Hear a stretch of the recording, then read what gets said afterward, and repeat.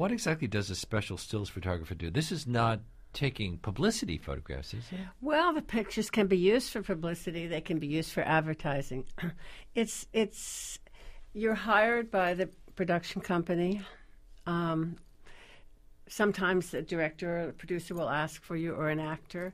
But you come on and you work for a certain number of days, and you produce photographs, which the film company is hoping will be used in magazine stories or for advertising. Now there's a big emphasis on advertising, so it requires a lot of studio work. When I first started to work on film sets, you didn't need to do any studio work. Now, why can't they just clip a frame out of the film and use that? And what do they need? Well, sometimes they do that. I mean, the guys that are the real unit photographers, some of them are really wonderful photographers. And sometimes they do that. But I guess they're hoping to have a certain person come on and get their specific point of view of the making of the film. Have you the freedom to take any kind of picture of something you find interesting? It depends. You used to have much more freedom. You used to really be able to wander the set much, much more. I work a lot on Tim Burton's films, and when I do go on his set, he gives me a lot of freedom.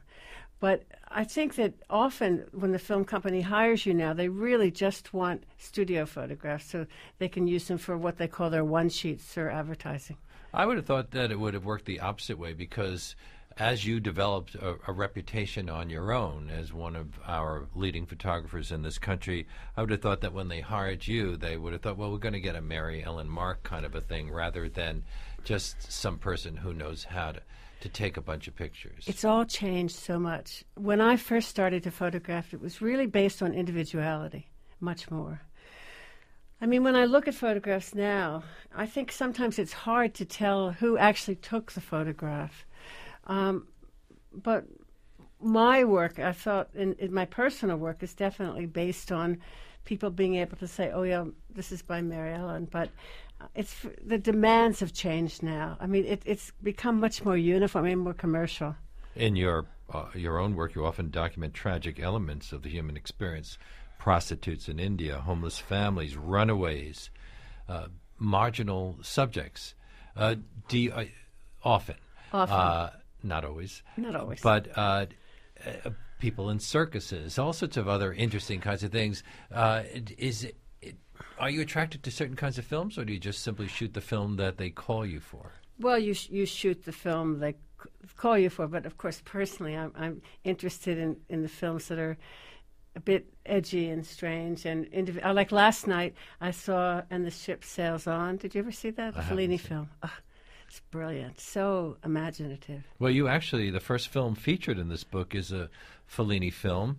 1969, you were on the set of Satyricon. Right. You don't include pictures from Alice's Restaurant. You know what? I didn't. That's the first film that I worked on. And I looked at the pictures, and I didn't think that I really did as well as I should have on that film. It was the first one.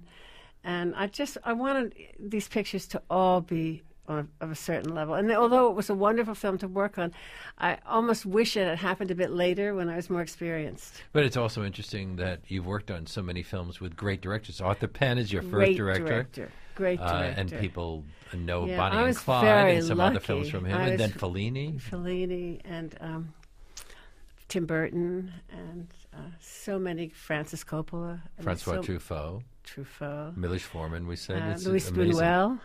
I mean, no, I've been very lucky to have had those incredible experiences. You also include some writing about the movie-making process by directors, actors, and other people on the sets. Why did you decide to include that? Would this not have worked just as well as a total picture book? I thought this book is really a tribute to all of these amazingly talented people. And I thought it would be really interesting to have them write something about that special world of cinema. But I had producers like Richard and Lily Zanuck wrote something, and Tim Burton wrote something, Milos Forman. They each had a different point of view. Helen Mirren wrote something, and actually Helen Mirren thought of the title for the book.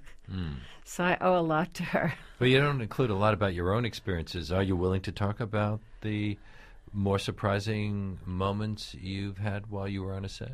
Well, I'm willing to talk about it, but I always feel and I've always felt this as a photographer, what's really interesting are my subjects, not myself.